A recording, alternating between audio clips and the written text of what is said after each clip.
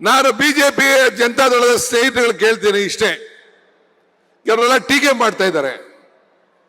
ಭಗವಂತ ನಿಮ್ಗೆ ಅವಕಾಶ ಕೊಟ್ಟಿದ್ನಲ್ಲ, ಡಬಲ್ ಗ್ಯಾರಂಟಿ ನಿಮ್ಮ ಹತ್ರ ಇತ್ತಲ್ಲ, ಡಬಲ್ ಗೌರ್ಮೆಂಟ್ ಇತ್ತಲ್ಲ, ಡಬಲ್ ಇಂಜಿನ್ ಗೌರ್ಮೆಂಟ್.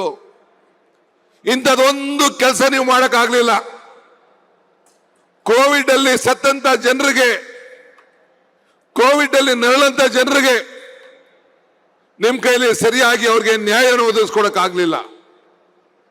ಮೊನ್ನೆ ತಾನೇ ನಾನು ಸಿದ್ದರಾಮಯ್ಯನವರು ಚಾಮರಾಜನಗರ ಜಿಲ್ಲೆಯ ನಂಜನಗೂಡಿಗೆ ಹೋಗಿ ಆಕ್ಸಿಜನ್ ಅಲ್ಲಿ ಸತ್ತಂತ ಜನರಿಗೆ ಕೊಟ್ಟಂತ ಮಾತಿನ ಪ್ರಕಾರ ನಮ್ಮ ಶರಣ ಪ್ರಕಾಶ್ ಮಂತ್ರಿಗಳು, ಜಿಲ್ಲಾ ಮಂತ್ರಿಗಳಂತ ವೆಂಕಟೇಶ್ ಅವರು, ಅವರೆಲ್ಲರ ಸಹಕಾರದಿಂದ ಆ 30 ಜನರು ಕೂಡ ಉದ್ಯೋಗವನ್ನು ಕೊಟ್ಟು ಇಡೀ ರಾಜ್ಯದಲ್ಲಿ ಒಂದು ಇತಿಹಾಸವನ್ನ ಸೃಷ್ಟಿ ಮಾಡಿದ್ದೇವೆ.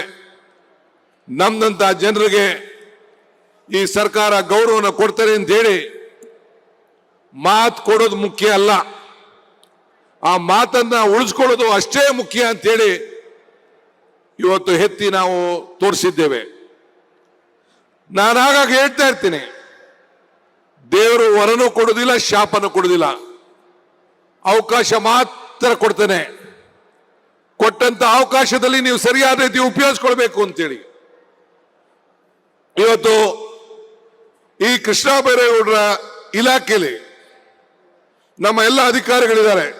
ನಮ್ಮ ಸೆಕ್ರೆಟರಿ ಅವರು, DC ಅವರು ಎಲ್ಲ ಕೂಡ, ವಿಲೇಜ್ ಅಕೌಂಟೆಂಟ್ ಇಂದ ಹಿಡಿದು ಎಲ್ಲ ನೀವೆಲ್ಲ ಕೆಲಸ ಮಾಡಿದ್ದೀರಿ, ರೆವಿನ್ಯೂ ಇನ್ಸ್ಪೆಕ್ಟರ್ ಎಲ್ಲ. ನೀವು ಅಧಿಕಾರದಲ್ಲಿ ಇರೋದು ಮುಖ್ಯ ಅಲ್ಲ, ನಿಮ್ಮ ಅಧಿಕಾರದ ಅವಧಿಯಲ್ಲಿ ನೀವು ಜನರ ಋಣವನ್ನು ಯಾವ ರೀತಿ ತೀರಿಸಿದ್ದೀರಿ, ಯಾರನ್ನು ಕೂಡ ನೀವು ಮೆಚ್ಚಿಸಬೇಕಾದಂತ ಅವಶ್ಯಕತೆ ಇಲ್ಲ. ನಿಮ್ಮ ಆತ್ಮ ಸಾಕ್ಷಿಗೆ ನೀವೆಲ್ಲ ಸಮಾಧಾನ ರೀತಿಯಲ್ಲಿ ನೀವೆಲ್ಲ ದುಡಿದಿದ್ದೀರಿ. ಅದಕ್ಕೆ ಕೃಷ್ಣ ಬೈರೇಗೌಡರ ಮುಖಂಡತ್ವದಲ್ಲಿ ಆ ಇಲಾಖೆ ಎಲ್ಲ ಅಧಿಕಾರಿಗಳಿಗೆ ಕಾಂಗ್ರೆಸ್ ಸರ್ಕಾರದ ಪರವಾಗಿ, ಈ ನಾಡಿನ ಎಲ್ಲ ಜನತೆಯ ಪರವಾಗಿ ಅವ್ರಿಗೊಂದು ಕೋಟಿ ನಮಸ್ಕಾರಗಳನ್ನು ಅರ್ಪಿಸಲಿಕ್ಕೆ ಸರ್ಕಾರದ ಪರವಾಗಿ, ಪಕ್ಷದ ಪರವಾಗಿ ಬಯಸ್ತೇನೆ. ಎಲೆಕ್ಷನ್ ಬಂದಾಗ ಒಂದು ಮಾತು ಹೇಳಿದ್ದೆ. ಮೊನ್ನೆ ತಾನೇ ಕುಮಾರಸ್ವಾಮಿ ಅವರು ಬೆಂಗಳೂರು ನಗರದಲ್ಲಿ ಬಿಯಿಂದ ಎ ಖಾತೆ ಮಾಡಿಸ್ಬೇಕಾರೆ ನಮ್ಮ ಸರ್ಕಾರ ಬಂದ್ಬಿಡ್ತದೆ, ನೀವು ಯಾರು ದುಡ್ಡು ಕಟ್ಟಕ್ಕೆ ಹೋಗ್ಬೇಡಿ, ನಾವು ಬಂದು ಮಾಡ್ತೀವಿ ಅಂತ ಪಾಪ ಮಾತಾಡಿದ್ದಾರೆ. ಅದಕ್ಕೆ ಹಿಂದೆನೇ ನಾನು ಉತ್ತರವನ್ನು ಹೇಳಿದ್ದೇನೆ. ಕೊಟ್ಟ ಕುದುರೆಯನ್ನು ಅಲ್ಲಮ್ಮ ಪ್ರಭುಗಳು ಒಂದ್ ಕಡೆ ಒಂದು ಮಾತು ಹೇಳ್ತಾರೆ, ಕೊಟ್ಟ ಕುದುರೆಯನ್ನು ಹೇರಲು ಬಯಸುವನು, ಕೊಟ್ಟ ಕುದುರೆಯನ್ನು ಹೇರಲು ಬಯಸುವನು ವೀರನು ಅಲ್ಲ, ಶೂರನು ಅಲ್ಲ. ಅಧಿಕಾರ ಕೊಟ್ಟಾಗ ನಿನ್ ಕೈಲಿ ಮಾಡಕ್ಕಾಗದೇ ಇದ್ದಾಗ, ಅಧಿಕಾರ ಇಲ್ಲದೆ ಹೋದಾಗ ಬರೀ 17 ಜನ ಮಡಿಕೊಂಡು ನಾನು ಹರಿತೀನಿ ಹರಿತೀನಿ ಹರಿತೀನಿ ಅಂತಂದ್ರೆ ನಿಮ್ ಕೈಲಿ ಏನು ಮಾಡ್ಲಿಕ್ಕೆ ಸಾಧ್ಯ ಇಲ್ಲ. ನಿಮ್ಮ ಶಾಸಕರು ವಿಧಾನಸಭೆಯಲ್ಲಿ ಒಬ್ರು ಕೂಡ ಈ ಬಡವರ ಬಗ್ಗೆ ಒಂದಿನ ಒಂದು ಮಾತಾಡಕ್ಕಾಗಿಲ್ಲ. ನಿಮ್ಮಲ್ಲಿರುವಂತಹ ಸಮಸ್ಯೆ ಬಗ್ಗೆ ಬಗೆಹರಿಸ್ಕೊಳ್ಳಕ್ಕೆ ನಿಮ್ಮ ಹತ್ರ ಟೈಮ್ ಇಲ್ಲ. ಇನ್ನು ಸರ್ಕಾರ ಬರ್ತದೆ ಮಾತಾಡೋಂಥ ಅವಶ್ಯಕತೆ ಬೇಡ.